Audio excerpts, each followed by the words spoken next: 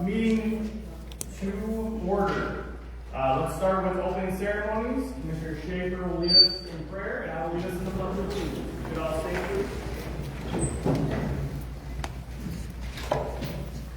Let us pray. Our gracious, kind, and heavenly Father, we're thankful for the blessings of today, the blessings of health, liberty, the ability to call upon your holy name in meetings in this great United States of America. We're thankful, Father, for speaking of the United States, our military folks that are serving on behalf of our freedoms. We ask that you will continue to guide and bless them.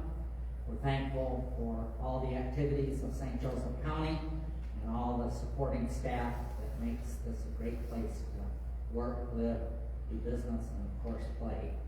So we invite your presence as we continue to deliberate this evening, asking all these things in Jesus' name, amen. Amen. I pledge allegiance to the flag of the United States of America and to the republic for which it stands, one nation, under God, indivisible, with liberty and justice for all. Very good. I feel like I should do a fine out. We appreciate that. Moving on. Roll call. Commissioner Schaefer? Here. Commissioner Baker? Here. Commissioner Renato? Here. Commissioner Yucker? Here. Commissioner Malone? Here. Commissioner Conklin? Here. Chair Hawkins? Here. Very good. Adoption of the agenda. Mr. Chairman, I'd like to make a motion. Go ahead. I move to add a closed session as item 13 to the agenda for January 20th, 2026, pursuant to Section 8, Parent 1, Parent 8 of the Open Meetings Act. The Board of Commissioners will enter into a closed session to consider Corporation Counsel's written legal opinions regarding Freedom of Information appeals from requesters, Gordon Lane Legal Sponsor, and EWU Media LLC. Corporate counsel's written legal opinions are exempt from public disclosure under state and federal law. We have a motion by Commissioner Dodd. Make a motion to approve the agenda with the addition of the closed session. Point of order, where is that going, Mr. Chairman? 13. We have a second by Commissioner Baker. Any further discussion? I think it was. I'm sorry, Commissioner Rosado made the motion. Commissioner Rosado made the motion. Okay. And Commissioner Baker, second. Okay. Any discussion? All in favor of the aye? Aye. Opposed, the same. Motion carries. That would be item number 13. For those keeping track at home. Moving on, consent agenda. Chairman, I know that we defer. Go ahead. I'd like to make a motion to approve the consent agenda for January 20th, 2026 as presented. Support. We have a motion by Commissioner Malone and second by Commissioner Schaefer. Any discussion? I have a question. Yes, ma'am. What are the financials at this point in my account? You won't be getting them because there's so many entries going on, so you'll get them like end of February, maybe in March. I did send the one, the check to your doctor's last week. But everything else changes so much that if I were to provide it to you, it's not correct. So, pardon me. Good question. Any other discussion? All in favor with an aye? Aye. Opposed, the same. Motion carries. Okay, moving on.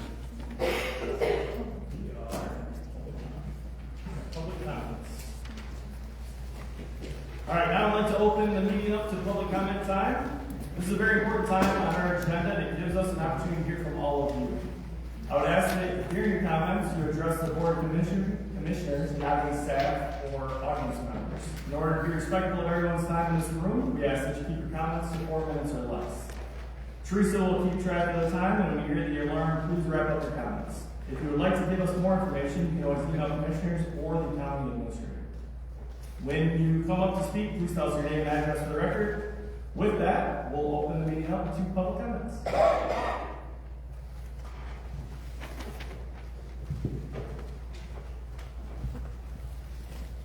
Come on up. Welcome. Hello, my name is Kayla Mitchell. You want my full address? Sure. 22289 Airline Road, Sturgis, Michigan. First of all, thank you for your support of the MOA that you just passed in the consent agenda. Secondly, I'm here to invite you to our County Youth Awards ceremony. So our 4-H kids work really, really hard all year long on their projects, and then they get to submit applications for awards through the process in the spring. It will be on Sunday, March 15th at 2 p.m. in the Centerville Elementary Gymnasium. And you guys are all welcome to attend to see whether or not you guys are Say that one more time, I'm sorry. Sunday, March 15th at 2 p.m. in the Centerville Elementary Gymnasium. Thank you so much. Thank you.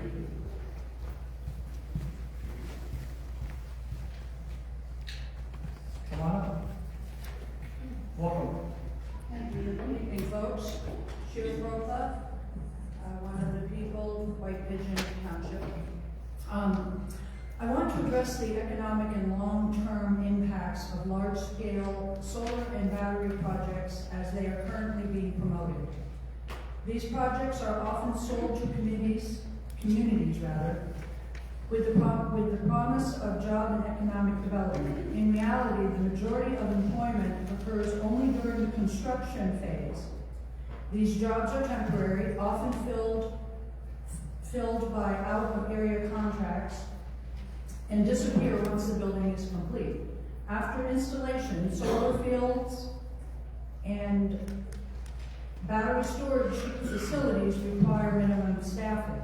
They do not create sustained local employment or meaningful long-term career opportunities. At the same time, these projects receive significant federal and state incentives, including tax abatements, credits, and grants. While these incentives reduce upfront costs for the developers, they also shift the financial risk onto local governments. Once the tax abatements expire, often after only a few years, the burden of infrastructure maintenance, emergency services, road wear, and potential remediation falls on the township and the county. There are also legitimate concerns about land use, the environmental risks, and environmental risk. Productive farmland is being removed from agriculture use for decades. In the event from severe weather such as hail, broken or contaminated panels can render soil unusable. Unlike traditional farming, this damage is not easily reversible, and cleanup responsibilities is often unclear or disputed. Battery energy storage systems induce additional long-term risk. They require specialized emergency response, ongoing monitoring, and eventual decommissioning. These costs are rarely accounted for honestly in early project proposals, yet they remain with the community long after the developers have recovered their investment. Once incentives expire, the equipment ages, local governments are left managing the sites that generate limited tax revenue, minimum employment, and increased liability. What initially appears to be an economic benefit can quickly become a long-term obligation. This is not an argument against renewable energy. It is an argument, for responsible planning, honest accounting, and local decision-making. Communities should not be pressured into accepting industrial-scale projects that provide short-term financial benefits to private entities, while leaving long-term costs and risks with the local taxpayers. That is why I believe these projects, as currently structured, deserve careful opposition and reconsideration. Thank you. Thank you.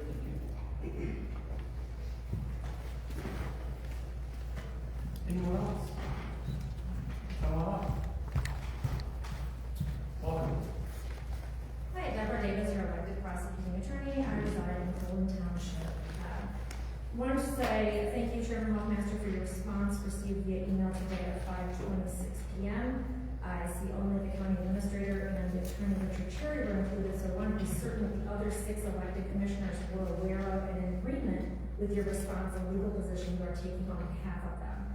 I wanted to clarify the prosecutor's office's position, as there appears to be a fundamental misunderstanding of the nature of my objection regarding use of corporate counsel and how it impacts pending FOIA appeals. While I do not dispute that the county board may, under limited circumstances, employ outside counsel, I do dispute the board's reliance on the previously adopted bylaw as a blanket authorization to do so. The statute requires a 2/3 vote of the board and contemplates a determination on a case-by-case basis that the prosecuting attorney is unable to properly represent the county in specific legal matters at issue.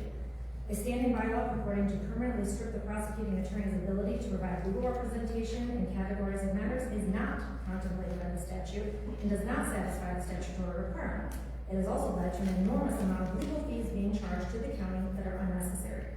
Accordingly, my objection is not merely procedural or rhetorical. It's a substantive legal objection to the board's assertion that corporate counsel's involvement in this FOIA appeal is insulated from statutory scrutiny or prosecutorial authority by virtue of a prior bylaw. The existence of such bylaw does not permit the board to disregard the statutory conditions required for the lawful displacement of the prosecuting attorney's role in any given matter. Further, assuming that the corporate counsel is properly retained for the civil FOIA advice, that retention does not extinguish or override the prosecuting attorney's independent constitutional and statutory responsibilities with respect to pending criminal prosecutions.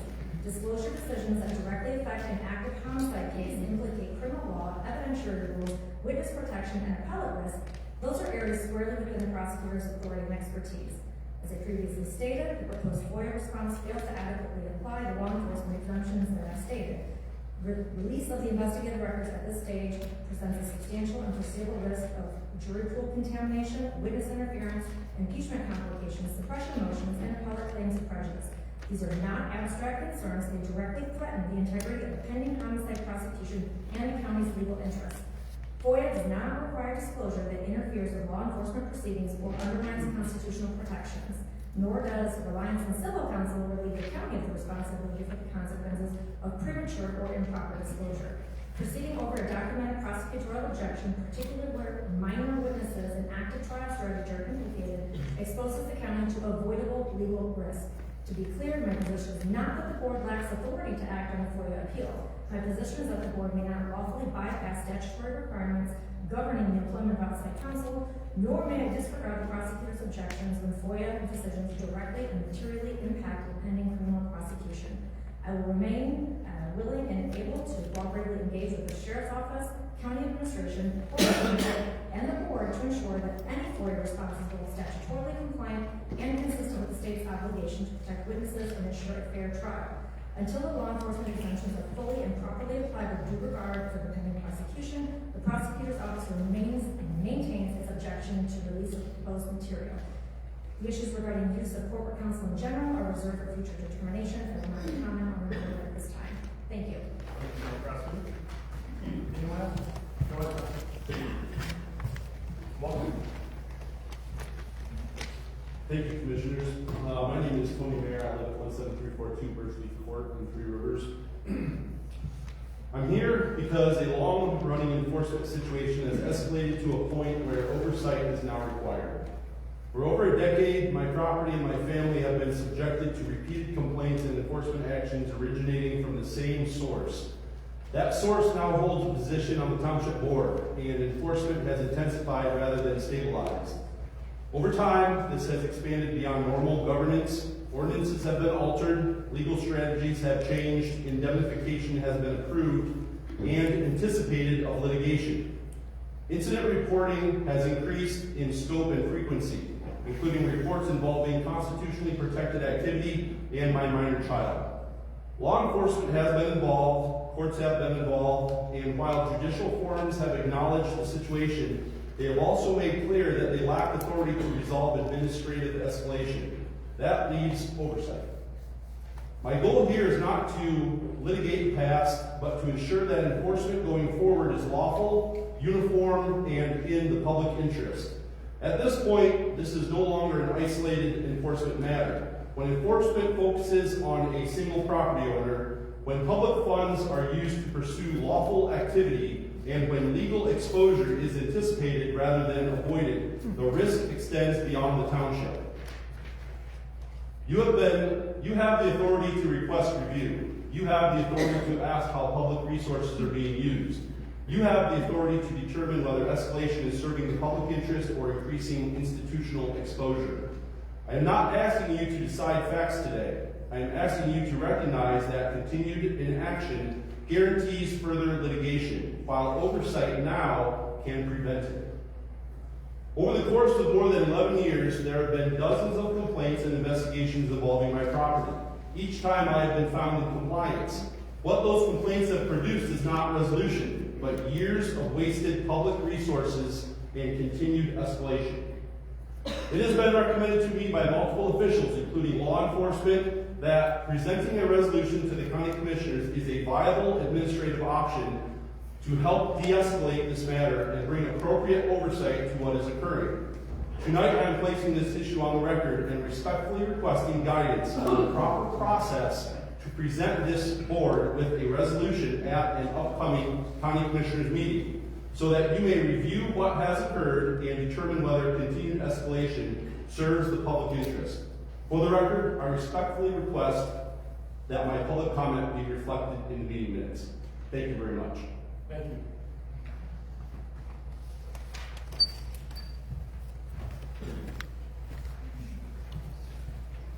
Welcome. Thank you. My name is Robin Burby. I live in Courthouse, Township, 21740 Pinhook Road. I spoke before you 2 weeks ago, I believe, when you had your meeting to decide who was going to be the chair, and my time was cut short. So I decided, and I've given you all packets as well as the clerk, of it to include the remainder of what I was talking about. And what I was talking about was your duties as county commissioners as it pertains to your districts. It's really, really important that we see you out in our communities. I've been to several meetings, have talked to people that were at several meetings for the last 2 weeks-ish. And I believe Commissioner Schaefer is the only one that attended a meeting, and that was Lockport's meeting. And he was acting, I believe, more as a commissioner, perhaps a resident, I'm not positive. I was not at that meeting. I've been to 2 Fabius meetings, no commissioners were present. In my own meeting at Park, no commissioners were present. So, short of saying that we need to have video cameras to video all of our meetings, which I think is really the best movement forward for the year 2026, when other townships in the state of Michigan do that regularly. One of the meetings that I went to actually was the Comstock, I guess it was a FOIA hearing, to review a FOIA. And in that meeting on the agenda was a presentation made by Attorney Fall, who I believe is an attorney for the same law firm that represents most of our townships in St. Joe County. And the presentation came about because Attorney Fall mentioned to the Comstock Township Board that they should be doing, or that he wanted to do a presentation on ethics in governments based on the number of complaints the township was getting. Comstock Board scheduled that special meeting, and that was the ending of the meeting that I was there. While I was there as well, there was a public comment person that actually served 4 of the township board members for violating the Public Opens Meeting Act about how many people could meet in one area. And that made the meeting quite interesting and was really apropos considering we were talking about ethics. So the second part of the packet that I left is actually the slide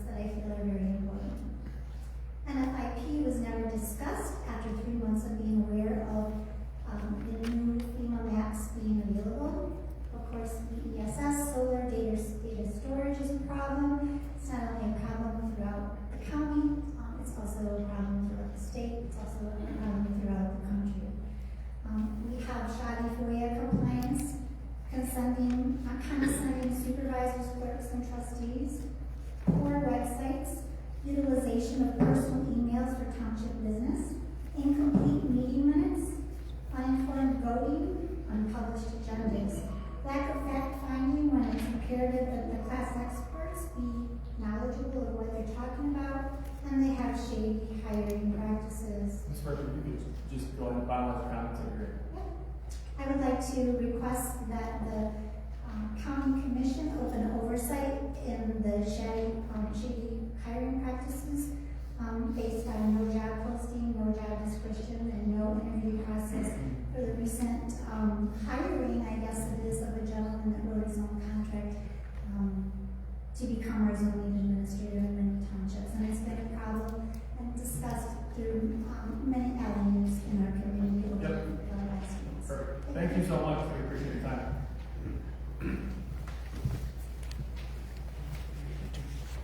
Race to the podium.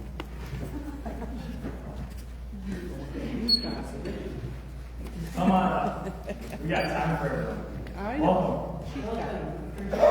Georgina Schaefer, 19524 Crescent Beach Road, Three Rivers.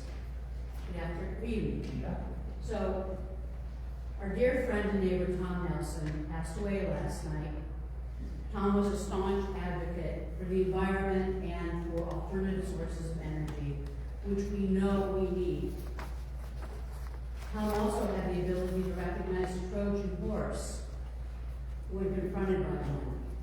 And he recognized that both PAs 233 and PA 235 of 2023 to be just that. In reality, not what they appear to be on the surface. I would like to thank the Commission for considering signing a resolution that will publicly object to state overreach found within both of these public acts. I urge you to take a stand and remain aware of future legislation that will continue to erode local authority under the guise of clean energy. In remembrance of Tom, let us support research into truly clean and green alternative sources of energy that will protect our rich agricultural heritage, our natural beauty, our environment, our wildlife, and most importantly, our people. Thank you very much, and I apologize that we have a prayer tonight. Thank you. Thank you. Thank you. Come on up. Welcome. Mary McLean, co-owner of Cricket Creek Farms and Rivers, I'm in Fabius Township. To back up what Robin says, Fabius has been atrocious. I'm sure quite a few of you have heard about our court hearing with Judge Milton, where he explained in the last 4 minutes of our hearing on 12/17, still on YouTube, that the code enforcement officers neither took an oath of the Constitution or have any of the power to put the placards on our buildings, and I've been treated like a complete criminal. I'm out on $900 bond for not breaking a single rule. I live in a agricultural R1 zone farm, fourth generation farmer. I have farm housing, perfectly legal. It's still in the Fabius ordinance. They harassed me beyond belief for 8 years. Judge Milton finally did see the light, and like I said, you gotta watch it on YouTube. It's quite astounding that he actually would, as far as he did from the bench on the record, to say that it's unconstitutional against the state constitution. They took away our homestead exemption several years ago because we had farm housing. I've got all my original permits from when we built in 1992. They would never look at them. I went every meeting in the last year to Fabius and asked if they would at least look at my permits. They were not interested. I was stunned until finally, yes indeed, they got an executive search warrant and went through our place, and there's no violation as far as the way it's built. It was all inspected, everything is up to code or beyond. Why they're being this way to us, I have no idea, but Joe Coleman was ridiculous. And there's a reason that he went to all of his municipalities and is now getting his wages indefinitely and liability insurance indefinitely. Because I know I'm not alone. I was in the courtroom not long ago with another person from Lockport Township, actually actually, it was Tony who just spoke. Do you know that this 11 years of this that's been going on is the exact duplicate as what they've done to me for no reason? Calling all kinds of police or fire or whatever for no reason, wasting everyone's money. But he wanted PPO to try to get some relief from even his child being harassed and was unable to get it, because that's really not what a PPO is designed to do. What I was most astounded was there were the Lockport attorneys being paid by the township against a resident, against Tony. Why are funds being paid to promote this wrongdoing? And I did a deep dive, I did a lot of looking, and I could find nothing that that family had done wrong, any more than what I had. So my case is in the courts now, and I won't drop it. I don't really have to now, because Judge Littleton is a fair man, and he did see that this was wrong, but like Robin said, the hiring process is wrong. They never posted jobs for Matt Jorgensen to take over the code enforcement officer. They're not having him take the oath of office.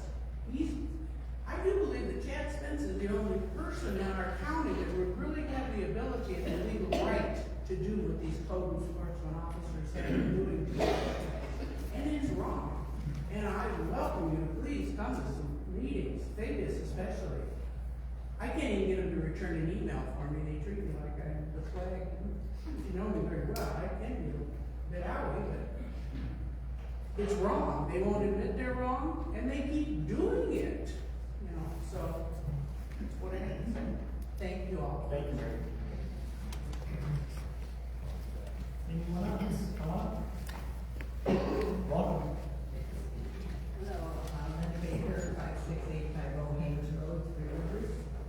I'm glad to see that the county commission is going to consider tonight a resolution opposing any legislation that grants local control for the construction of data centers and battery storage facilities. I hope this is not going to be the end of the story. Our township and every other township in our county is a small voice. Some in steadfast opposition, others in being willing to look for some sort of a way to partner with a potential development in our township. And maybe there's a way to do that, but I think realistically we probably have to look at that on some level. But as I said before, the county commission, I think, has a bigger voice than us. We have probably more resources and have more clout with our lawmakers. And we have the bills that are paid us and possibly some other ones coming along by our lawmakers. It's just not respectful of the fact that there should be some local control of these things.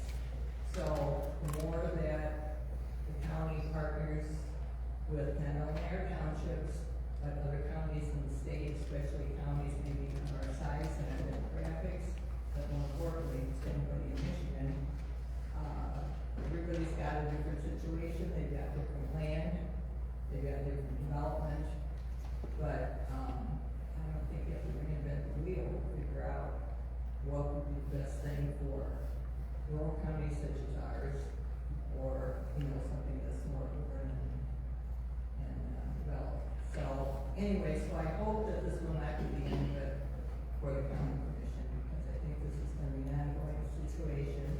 Things are going to evolve over a period of time, and perhaps ultimately this is going to turn out better than we think it is going to right now.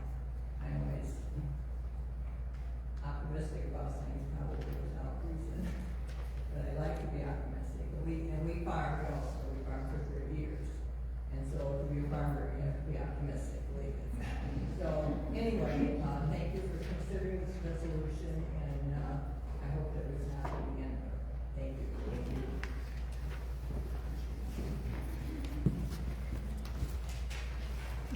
Welcome. Greetings. I'm going to try and talk loud so that people can hear. Private civilian, Andrew Grant.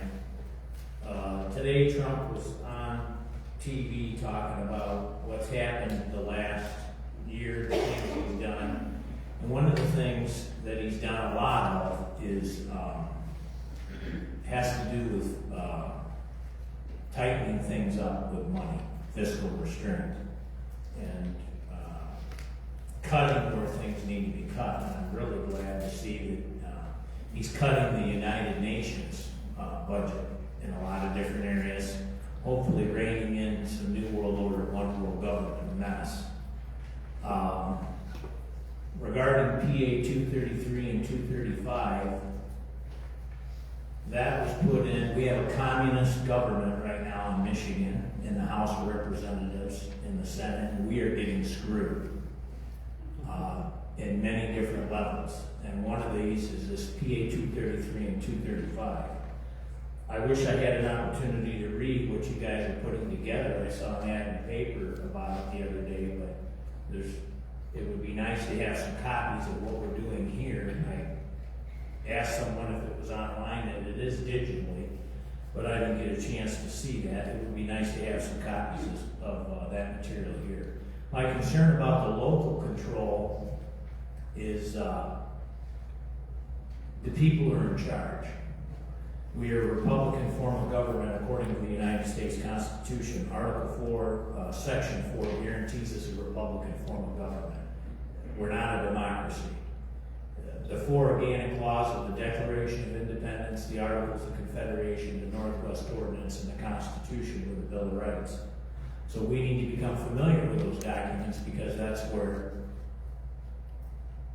what the public servant has to go by. And if we, the people, know what's in those documents, we can hold our public servants accountable to what they have to do.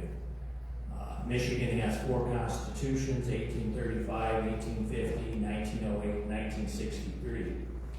In each of those rights and duties, from the beginning of this state, well, we were a territory from 1805 to 1837.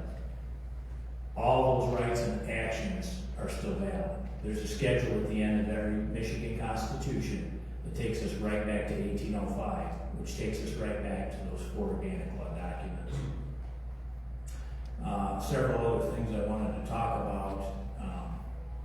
Fiscal restraint. I would like to see, if there's 4 people here that are county commissioners, and it seems like millions and millions and millions and millions and millions get spent every year. We don't want it.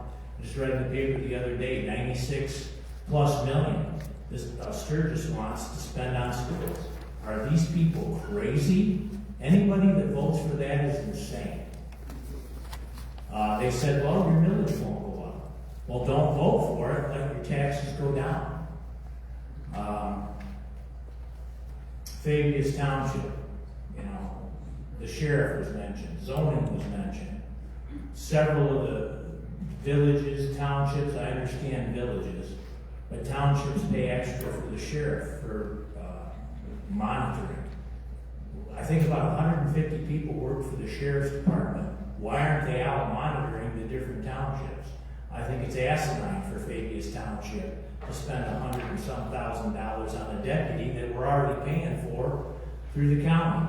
I have a LLC that I manage in Fabius Township. I would be happy to talk with like-minded people that are conservatives and are interested in fiscal restraint and rule of law, coming together so that we might be productive as we move forward. And I'm honored to hear the people that came up and spoke tonight, because it's pretty impressive. We're going to wrap up the comments. I am. Okay. Yep. It's pretty impressive to hear some of the statements and the speeches that were made tonight, and I'm honored to be among sharp people in the community that are willing to show up. Thank you. Thank you.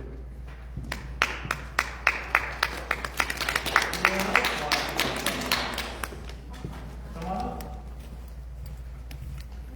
One. I'm Shippy, 18464 South Fish Lake Road, Lockport Township. I too am really glad that we got this resolution for this battery storage thing, because the proposal originally was right across from our house, 1,100 acres, and I know that Fabius has already got this going, and I'm not sure everybody knows the depth that some of us have gone down the rabbit holes of how bad this is. And if a fire breaks out in Fabius, that's going to affect our whole community for miles around, not just Fabius. I just read a report the other day that New York City considers a 6-month ban on the battery energy storage systems due to lithium batteries explosions. And this was dated January 13, 2026. As officials respond to mounting fire safety concerns and pressure from residents and firefighters, New York City lawmakers are weighing a temporary 6-month moratorium on new battery energy storage systems. This as fire safety concerns continue to rise across the state, according to reporting from the Tribune Content Agency and Fire Engineering. City officials say the moratorium would give regulators time to reassess fire safety risk and associated with lithium-ion thermal runaway, siting rules for best facilities near homes, schools, and businesses. They should not be anywhere near around any of those. And the response to protocols for large-scale battery fires. When a fire breaks out, it burns for a long period of time. And I realize this is New York, but these are going up all over the place. People are fighting them all over. And in New York, they repeatedly warn that lithium fire burns hotter, spreads faster, and can reignite hours or days later. In 2025 alone, the department responded to more than 300 battery-related fires citywide, and the numbers increase annually. So this is something that they're not even completely aware of how bad these can be, and I'm really glad that we've got this proposal going. Thank you. Thank you.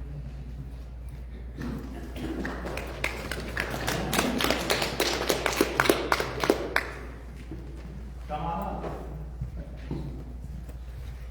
Welcome. Good evening.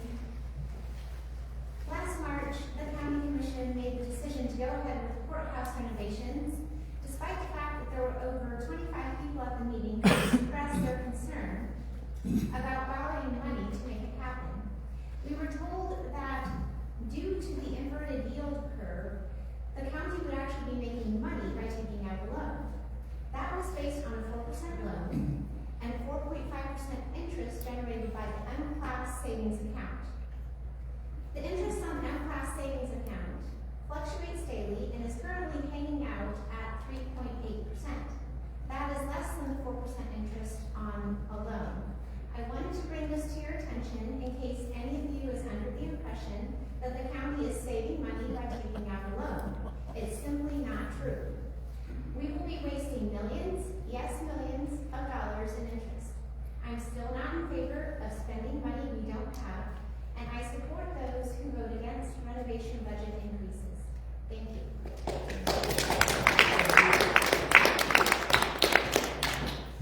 Anyone else want to address the commission? Come on up. Welcome. Good evening, everyone. Thank you for holding the meetings later. Look at your audience now. Very nice. Anyways, my name is Reggie Chapman. I live at 5012 Wilbur Road, 3 Rivers, Michigan. I'm in Park Township. Well, last month, I came to invite you all to the Republican Party meeting, but I didn't bring applications for certain people who requested them. So I brought some tonight. If people want to join, the meeting will be held next Monday, January 26th, across the street at the First Baptist Church. Starts at 6:30, and we're going to start looking forward to the future. This is our 250th anniversary of this United States, liberty, freedom for all, and we're hoping we can really be involved in each and every festival that comes along, and work together with the fairgrounds and anybody else that's going to have some big blasts going on. So you can take this for your information. I'll move over there. Who wants to be there? Thank you. Thank you. Anyone else wanting to address the commission? Come on up. Welcome. Thank you. Just want to thank the board for hearing the public comment call 57025 Haynes Road, Three Rivers, Lockport Township. I'm here to request that the board deny any support of any data centers, battery storage facilities in St. Joe County. You've already heard all of the statistics regarding the dangers for the environment, for the human population, but I'm making my appeal more of on an emotional level. My husband passed away 2 years ago, and I'm pretty confident that I'm not the only widowed person, family member, that counts on the stability of their home without being bullied to have to move because of the placement of one of these storage centers or battery centers. So I'm hoping for the support of your resolution, and thank you for your time. Thank you.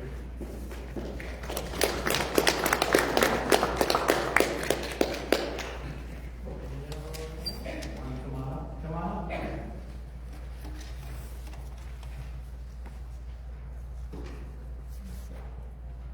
Welcome. Thank you. Dr. Shank, 385 South Washington Street, Constantine, Village of, spent more time in Vegas. Our family came to the Three Rivers area in 1832. Moved into what's now south side of Vegas shortly after because the dam went out. And a couple of years later, over 200 acres of Fabius Township. Been there. Done that. My grandmother said, don't you talk about anybody in this town or around because you're probably related. And I have found that to be true. I'm a little bit behind things, a couple of accidents, but if I'd have known that there was going to be something about the solar and battery at this meeting tonight, I would have brought with me a speech from one of our charter members of the Valfellows BAR in Fairview, 1890. And she goes into, as an employee of the Fairview Commercial in 1950, a long speech of which I have the complete copy of the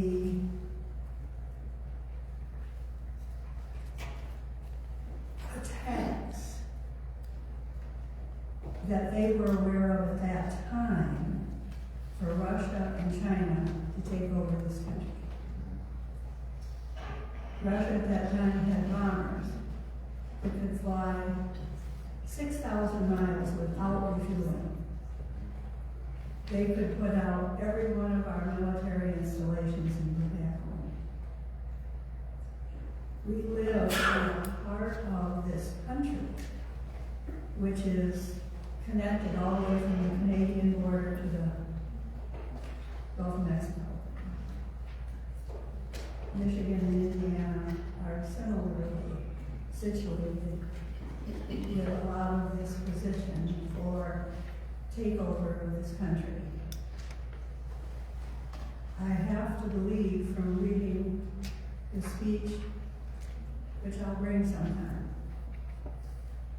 that the solar and the battery storage are part of this as well. It's not just that, it's also contamination, starvation, and all kinds of things which will make them the spokespersons for these states in the center of this country. And since I came unprepared, I'll save some more of that for another meeting. Thank you very much. Thank you, Rebecca.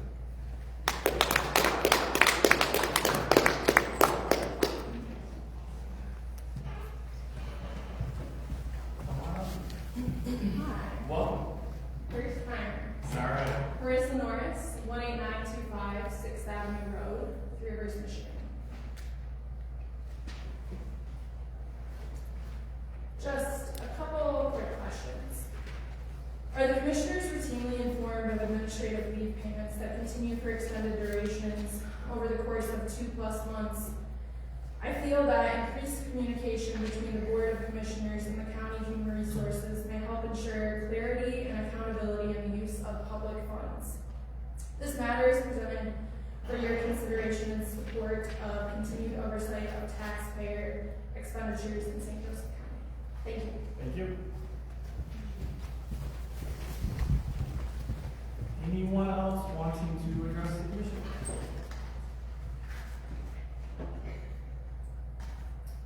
All right, seeing none, we will close public comment and move on to number 7 on our agenda, which is our presentation. There are our employee service awards. I'll take over here. You take over. Okay, well, first I'm gonna have all of you come up front so that you can shake the hands of our honorees. Okay. We have just a couple, Aaron will deliver the swag. As we call folks up. All right, you guys ready, comfy?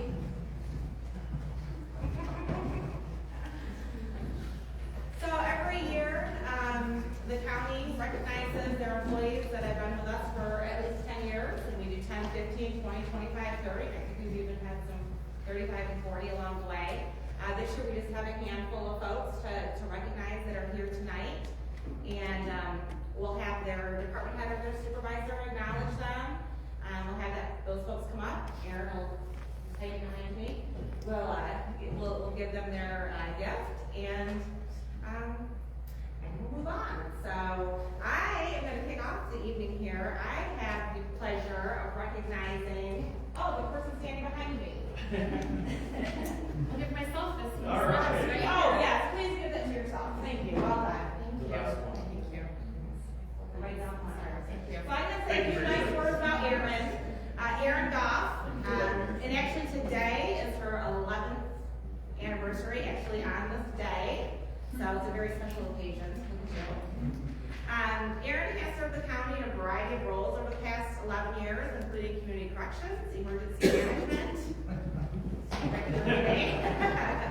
emergency management, and county administration. She's done it through what I would call some of the most eventful years we've had. Right behind there.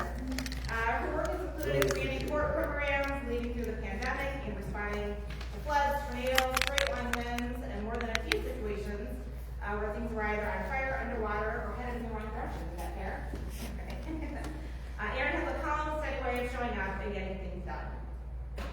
Because of her dedication and leadership, Erin has received the Liberty Bell Award recognition from the Michigan Emergency Management Association, and she earned her professional emergency manager designation through the Michigan State Police. On a personal note, Erin was one of the first people I met when I started working for the county, and I remember thinking right away that we were going to click. Hopefully that's still true. Later, when her role of community corrections fell under my area, it was a great match. And when she moved on to emergency management, I was proud to see her take on that challenge. And then thankfully, I was able to snag her back into administration. We are very lucky to have Erin serving St. Joseph County, and I'm proud to recognize her today. Congrats, Erin, on 11 outstanding years of service.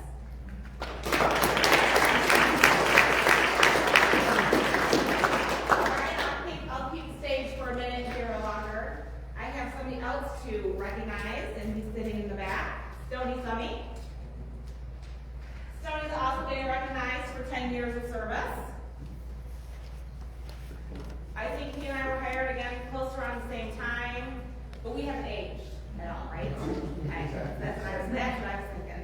All right, well, tonight we recognize Stoney for 10, almost 11 years of outstanding service as St. Joseph County Veterans Services Director. Stoney works tirelessly for our veterans and consistently goes above and beyond to make sure they receive support and benefits. I hear many stories of where he has taken care of things in the middle of the night, all sorts of the hours, but make sure that our veterans get everything they need. Since March of 2015, his office has helped secure approximately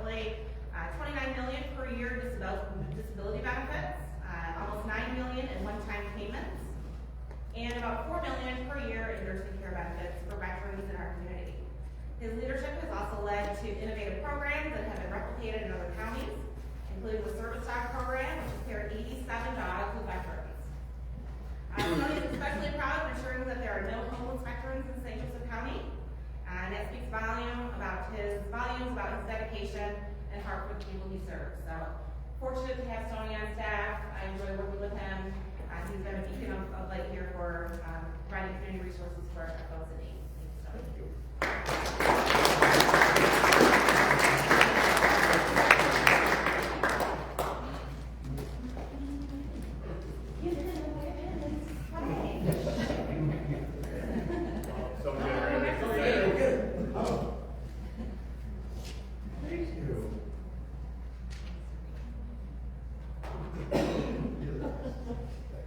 All right, thank you. Gina, I'm going to have Gina Giverson introduce her staff member. Erin, Michelle, pass it out. All right, we have Melissa Patch, who's been with us for 10 years. Melissa started out in Register of Deeds office, and then she found her way over to the circuit court office. Yes. You go through the line. You got to make it very awkward and uncomfortable for you.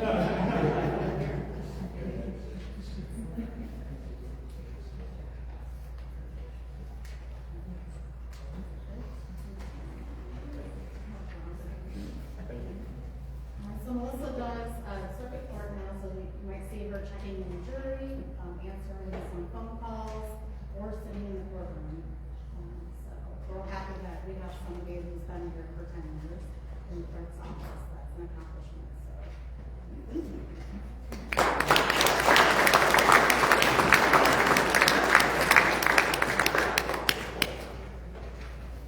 All right, Judge Patterson will be, where he is on the way back. Judge Patterson has a recognition to perform. Well, we are told recognizing Judge Stutzman for his 20 years of service. And unfortunately, he is regrettably ill this evening and couldn't be here.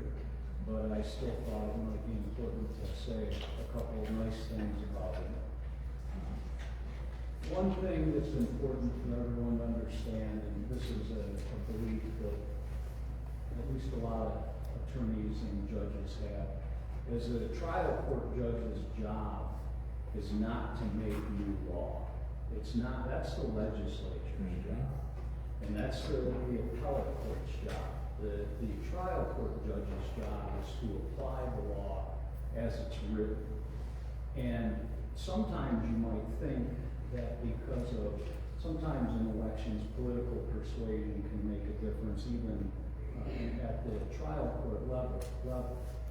But if you're doing the job right, you really shouldn't know at the trial court level what the politics are. Because you just take the law and you apply it. And everybody does things slightly differently. That's part of the reason when you see that statue of Lady Justice, she's blindfolded. It's supposed to just be fair. I'm proud to say that knowing Judge Stutzman as long as I have, which is before he was judge, that I have seen him, and nobody bats 1,000. People walk in for a case, somebody's going to win, somebody's going to lose unless they resolve it themselves. But I have seen him wear those blinders.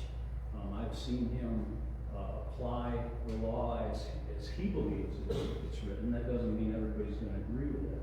But I'm proud to say that I believe he would be what some people would call a rule of law judge. That's what I've seen from him, and I'm proud to say that. The other thing that I would say that I think it's important for the public to know is that he's a workaholic. And that's not necessarily a good thing, but he puts in the time. And it used to be before we were all on base and doing everything where you can walk out with your computer, you'd see him leaving and he'd have this big stack of files with him. And I'd say, where are you going? And he's like, well, I'm going to spend the night doing this, or I'm going to spend the weekend. What'd you do this weekend? That right there, there'd be a stack that high in his office of files. A few years ago, I'm chief judge right now, but a few years ago when Judge Middleton was chief judge, he had to tell him, Paul, you have to use your vacation time. And that's a testament to him. That maybe there's times that he should have been playing, but he was always has had a very strong work ethic. And so I'm proud to serve alongside him. He's not here, but he did want to say thank you.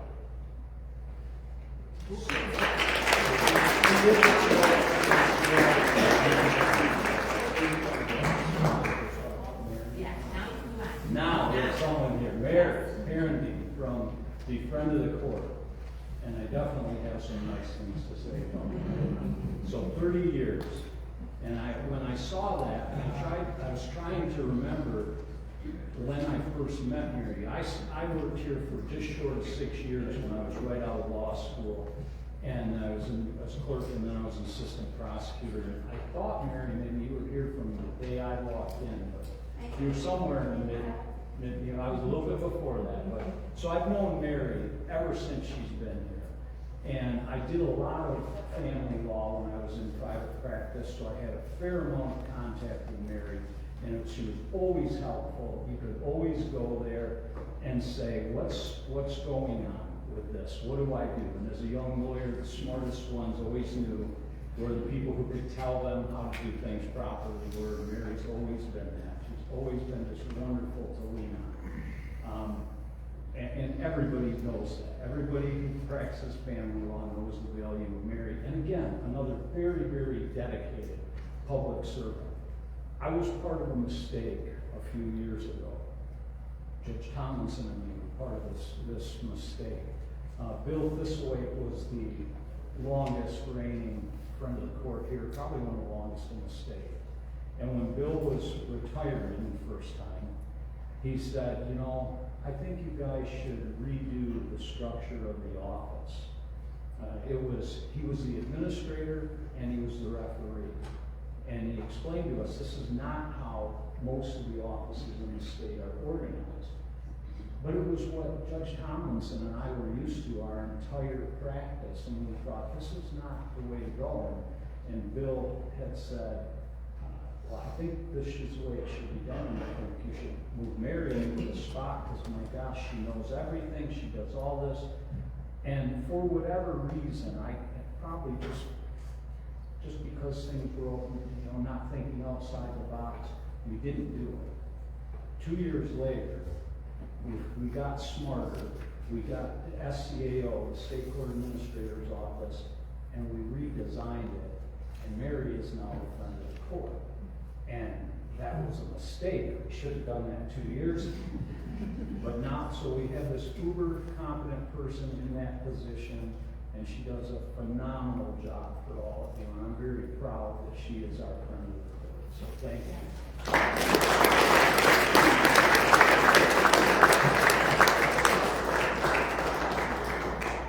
That's all we have. I have one more. Everybody stay up. Come on up. Miss Teresa Cup is 10-year anniversary today. Well, actually, you've been here 11. Maybe not. We're a year behind. We're a little year behind. We'll play catch up this year. That's all right. So, a couple things about Teresa. Throughout her roles as Director of Human Resources and Administrator, Controller, Teresa has helped guide this organization through periods of growth, challenge, and change. She has approached each responsibility with professionalism, compassion, and a focus on long-term success rather than short-term solutions. During her tenure, the county has undertaken major facility improvements, implemented a more efficient and user-friendly employment application system, and conducted extensive strategic planning. Under her guidance, the county has taken a leadership role in local government by partnering with Van Buren County to establish and share a digital innovation department, out of which has come more effective use of technology and cutting-edge policy development. Perhaps most notably, Teresa helped lead the county through one of the most challenging periods in modern public administration, the COVID-19 pandemic. During a time of uncertainty and constant change, she provided calm, informed leadership, helped elected officials, such as myself, and staff navigate complex decisions while keeping essential services moving forward. Beyond specific projects or titles, Teresa's greatest impact may be the leadership environment she has fostered. She supports and empowers strong department heads, encourages collaboration, and works to build a culture of professionalism and accountability. She has been and continues to be a trusted advisor to elected officials, community leaders, offering thoughtful guidance grounded in years of experience. On behalf of the board, county staff, and the community we serve, thank you, Teresa, for your leadership, your counsel, and your years of service. We are grateful for the example you set and the lasting impact you have on our community. 10 years. Congratulations.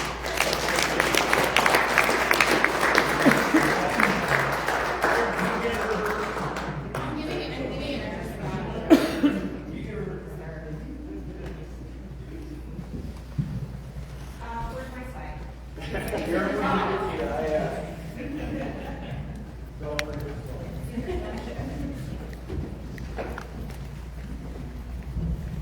All right, very good. Thank you for that. We obviously we greatly appreciate the living backbone of our town, which is the ones that are kind of doing the behind the scenes effort. We appreciate all of your efforts. Moving on to 8, County Administrator's Report. Ms. Teresa. No official administrator's report tonight. I just wanted to say a few words of appreciation. I've been out of county government for about 15 years before I accepted the HR director position here 11 years ago. I had a lot to brush up on, but I was fortunate to have great mentors, coworkers, and boards who helped me along the way. I was truly excited to return to work with the community where I spent most of my life, and I still feel that same way today. It's honestly hard to comprehend the changes I've seen over the last 10 years. There have definitely been ebbs and flows with what the hot topics are at any given time. But the focus has always stayed the same, doing what's right, supporting our employees, and serving our residents well. I've had the privilege of working alongside incredible leaders and dedicated staff, and I've always tried to keep our employees and our community at the center of every decision. I'm proud of what we've accomplished together over the last decade, and I'm grateful for the opportunity to be here. Thank you, everybody. Thank you so much. We appreciate that. All right, moving on. Number 9, committee reports and appointments. On our kind of committee reports and appointments, we have the 2026 Commissioner Committee assignments. All of us have received those committee assignments. I believe there were a little bit of horse trading, as they say. We have a couple changes there. I believe administration has the changes. So if everything looks good, I think we'll be able to do that. We want to make sure that we work with everybody's schedules and make sure that they're on committees that they can add value to and progress forward. So, any comments on the committee assignments? Everybody good with those? We don't need any action on that, right? Do we need action on that? No. Okay. Okay. Good. Sounds good. All right. Moving on. 10. We don't have anything under unfinished business. 11. New business. Centerville Courts Building Renovations Final Budget, presented by Jennifer Sager. Good evening, everybody. I am presenting today the final construction budget as Frederick's bid out the trade contracts for the Centerville Courthouse Improvements Project. There was good coverage across the trades, and the team thoroughly vetted the contractors that bid and are comfortable recommending approval or recommending the budget as presented for the board's approval.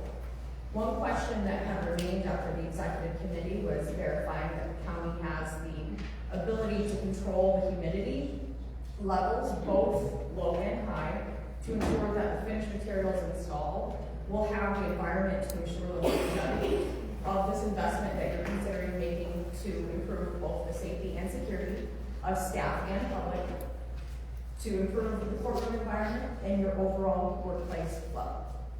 And with that, I'm here to answer any questions. Fredericks is also here to address any questions that may be needed. And I leave it to you for your decision. Can I have a motion?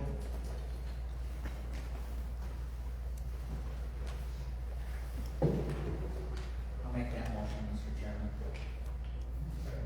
We have a motion for the Centerville Courts Building Renovation Final Budget as presented. Any discussion? What's that? Yeah, we have a motion by Commissioner Schaefer and a second by Commissioner Holmes, sorry. Now we have any discussion.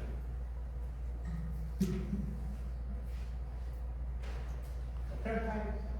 Yep, Commissioner Young. I discussed it in executive, but I wouldn't be supporting this. The total project cost is $12,285,023 a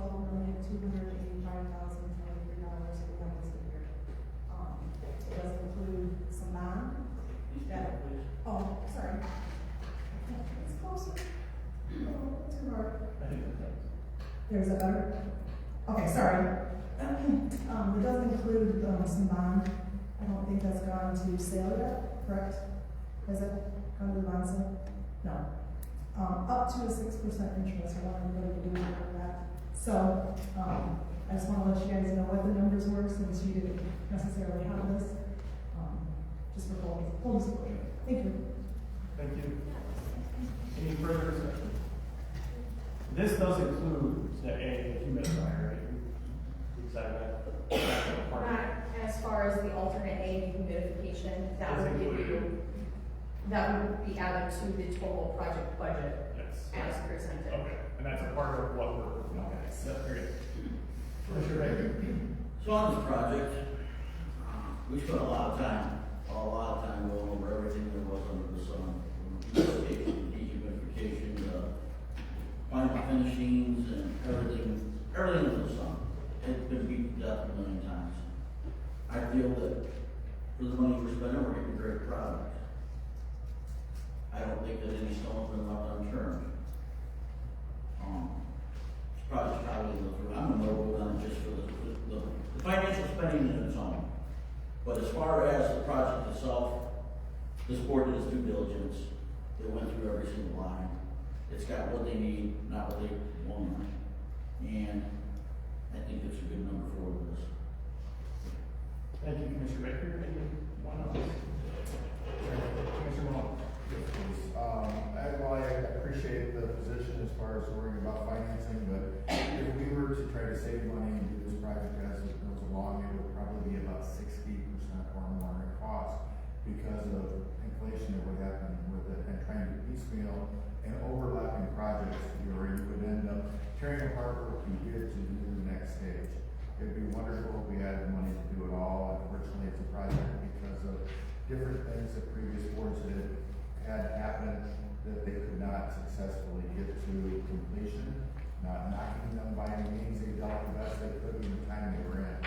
But if we don't do this, do the limited project, we're not going to fulfill the scope of the work. We're not going to be able to provide the service levels that we are trying to continue to as the changes in the way things are done are being put without mandates funding them. They just tell you you got to do this. Thank you, Commissioner Malone. I would like to thank Commissioner Malone, Commissioner Baker, Commissioner Younger for all the hard work that they put in reviewing as part of the Physical Resources Committee and in reviewing the numbers, et cetera. And thank you for doing a good job. Thank you, Commissioner Zama. Further discussion? Real quick before we do take the vote, I just wanted to, I agree with what has been said. I think we've gone over this with a fine-tooth comb. I appreciate Physical Resources for going through this. I appreciate staff. We are going to need some flexibility from the public and from the staff. Because it is going to be hopefully 18 months. Hopefully 18 months we can get this thing done. And we can get the renovations taken care of. From a commissioner standpoint, and someone who is fiscally conservative, I look at it as kind of drawing a line in the sand and saying, okay, we need to get this project done. The building's over 50 years old. If we keep on, again, from my perspective, if we continue to kick that can, it's just going to get more and more expensive. So we just need to kind of draw a line in the sand. Let's get it done, and let's hope that that building lasts for another 50 years, and obviously we make good use of it. But it is a way to serve our community, and I look forward to it being completed. I ask the public and staff to show grace, because there's going to be some moving parts, but we're going to work our hardest to make sure that it's a good thing. With that, I'll do a roll call. And if it's not really routine, I just want to bring Brian down and sit there. I looked at it when I said that. I think we have all this contact information, Chad. Yeah,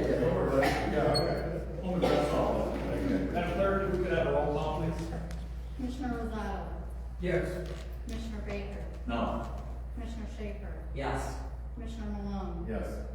Commissioner Yonker, No. Commissioner Conklin, No. Chair Hoffmeister. Yes. Motion carries. Thank you. Okay, moving on. B, data center battery storage facility resolution presented by Commissioner Yonker. Yes, thank you.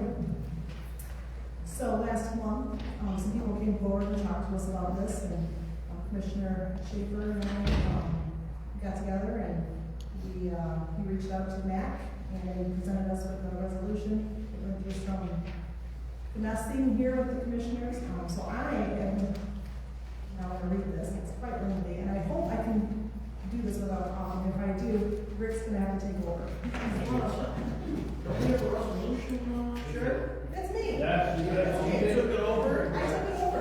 Dang it. Other 6 gentlemen up there refused to read it. So I'm going to be hearing my voice when you read resolutions. So this is resolution, there's not a number on this, but resolution opposing any legislation preempting local control for the construction of data centers, battery storage facilities.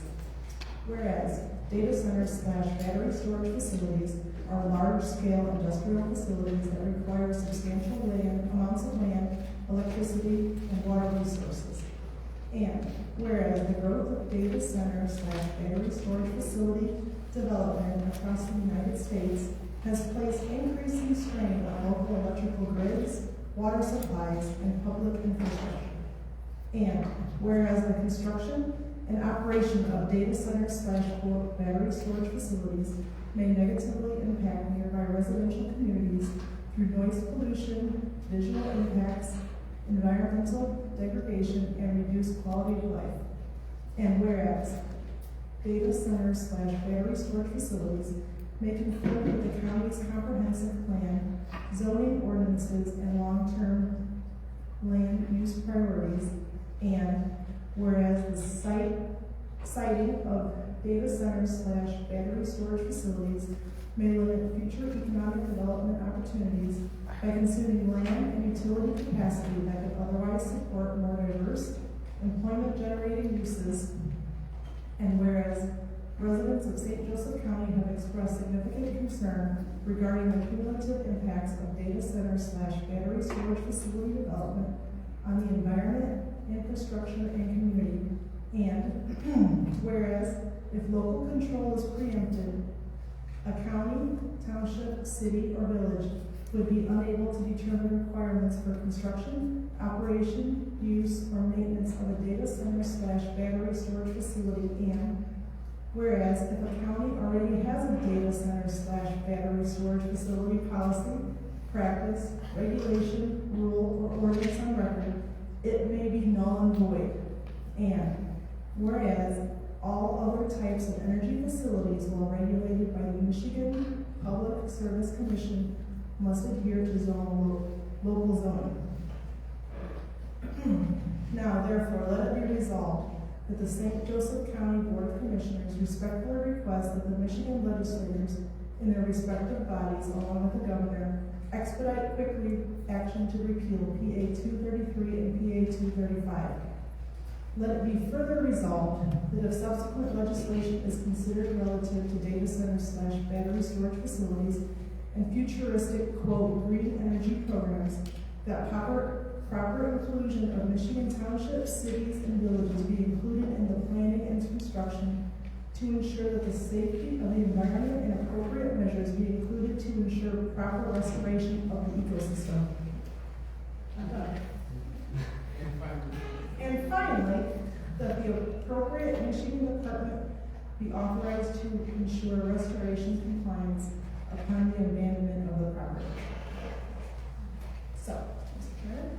Thank you for that. I appreciate it, Commissioner. Go ahead.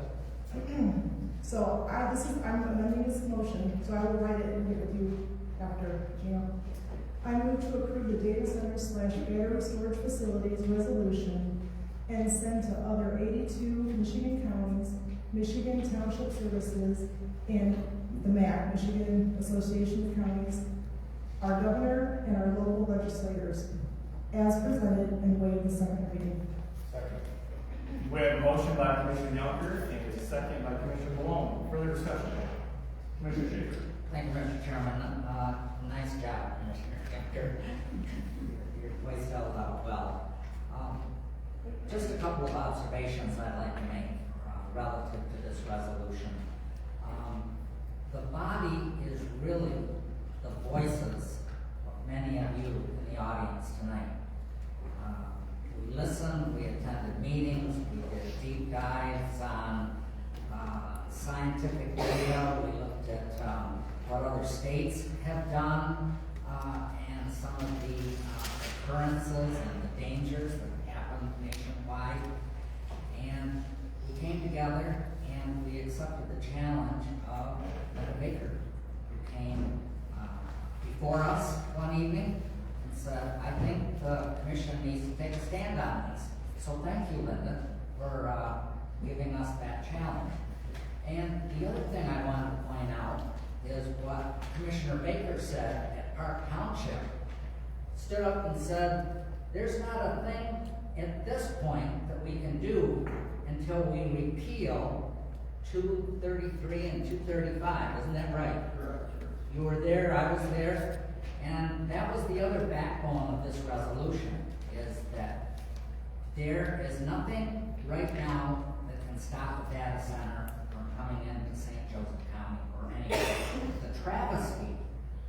The travesty is done that the initial legislation did not dictate that counties, cities, and villages be included in any sort of programming for our communities.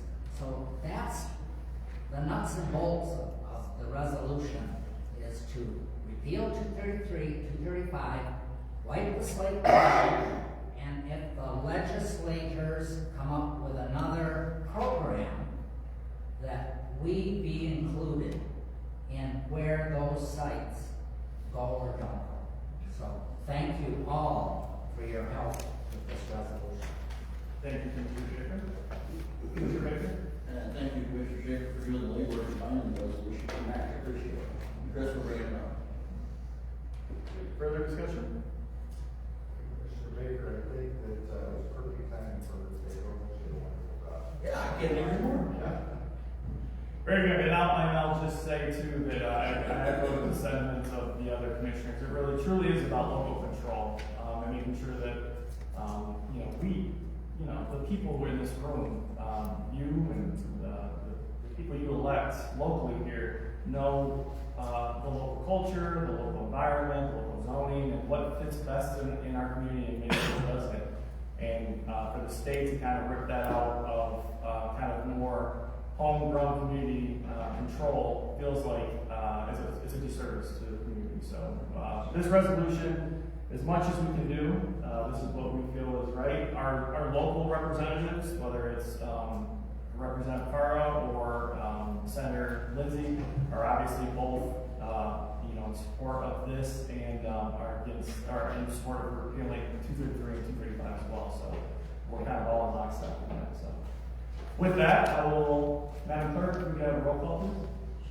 Commissioner Schaefer? Yes. Commissioner Conklin? Yes. Commissioner Younger? Yes. Commissioner Baker? Yes. Commissioner Malone? Commissioner Rosado? Yes. Chair Hoffmeister? Yes. Motion carries with the majority. Moving on to C, server platform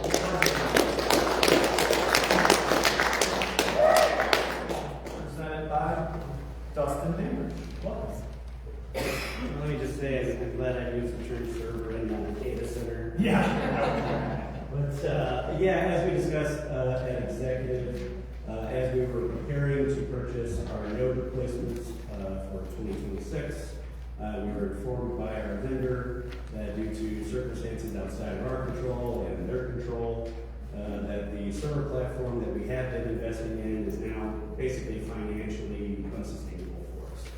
So we took a step back, took a look at what we can do with that, and we decided that we wanted to make a change. What this is going to do, it's a more affordable platform, but ultimately by getting into this, even though it looks like we're asking for some money in this year, we're actually going to be saving or preventing the spending of hundreds of thousands of dollars over the 5-year lifespan of the circuit platform. Very good. Can I get a motion? I have a motion by Commissioner Malone. Second by Commissioner Rosado. Any discussion? It's kind of a happy accident that, it can't get those because, as you guys move through, we can achieve what we need to and save money, so I appreciate you looking at this. Thank you. All right, all in favor of an aye? Aye. Opposed with an nay? Motion carries. Thank you, Dustin. Moving on to 12, Commissioner comments. Commissioner Conklin. Just want to thank those who were here tonight and just appreciate everything that our staff does. Congratulations to those that have multi-years here. So thank you for being here tonight. Thank you for that, Commissioner Malone. Yes, thank you for all of those that were awarded tonight. Thank you for your service along with the rest of our staff for what they do daily to make our operation work. Commissioner Conklin. Okay. Commissioner Schaefer. Thank you, Mr. Chairman. Well, my dad always used to say, listen and learn. And I've been listening tonight, and it's good to see so many of our community that comes out. Thank each of you that came to the podium, expressed ideas for us. Listen and learn. Thank you very much. Thank you, Mr. Chairman. Thank you. Commissioner Baker. You know, it was such an old week that, you know, we were in meetings this month. You know, I kind of take a little bit of offense to that because as a committee of whole, we're on a lot of different committees. And we can't be everywhere at every single meeting. I think the majority of us try our best to be at as many meetings as we can possibly. I know for a fact the same meeting was talked about in December, Commissioner Schaefer, and they're both there because he quoted what I said there. I mean, we're people too. We've got lives outside of here, and you know we've got things that are going on in our lives too. We can't make it to every single meeting. We try our best, and I guess that's about the best we can do because we've got things going on in our lives too. Thank you, Commissioner Baker. Commissioner Rosado.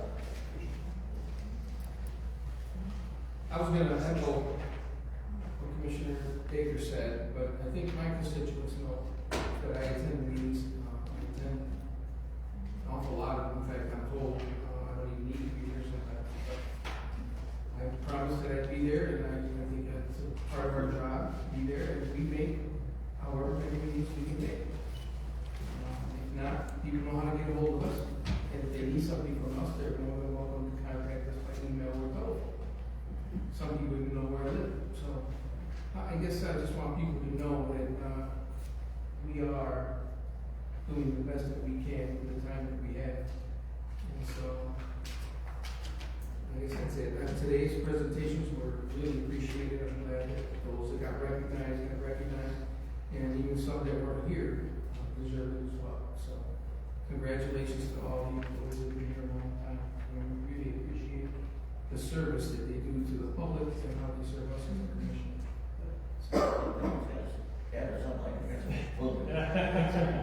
Thank you, Commissioner Rosado. Thank you all for coming tonight. I know it's freezing cold out there. We appreciate you being here. We appreciate the service of our staff. This is how the county runs and how the services are distributed. We appreciate that. My best meetings are held at Myron, so I mean, I'm here quite often. I see the public, obviously, and we're in meetings like that. You know, not to be a dead horse. We are out there. Please contact us. We love hearing from you. Honestly, we might not agree. That's okay. I mean, that's you know kind of the reality of the situation. But most times, I would assume that we would agree, and we're here to serve all of you, and that's we take that very seriously, and honestly, we appreciate it. So, have a great night. That's the end of the County Commission comments. Commissioner Rosado. Yes. I'd like to make a motion to go into closed session pursuant to Section 8 here in 1 paragraph H of the Invocation Act. I make a motion to enter into closed session to consider corporation counsel's written legal opinions regarding the Freedom of Information appeals from requesters Media LLC, which written legal opinions are exempt from public disclosure under state and federal law. We have a motion to go into closed session by Commissioner Rosado. Do I have a second? Second. Second by Commissioner Malone. Any discussion? All in favor with an no? We're gonna do a roll call. Yes, we are. We're gonna do a roll call. Madam Clerk. Commissioner Younker. Yes. Commissioner Malone. Yes. Commissioner Rosado. Yes. Commissioner Baker. Yes. Commissioner Conklin. Yes. Commissioner Schaefer. Yes. Chair Hopkins. Yes. With that, we'll go into closed session, and then we will come back to the session. Thank you all for coming.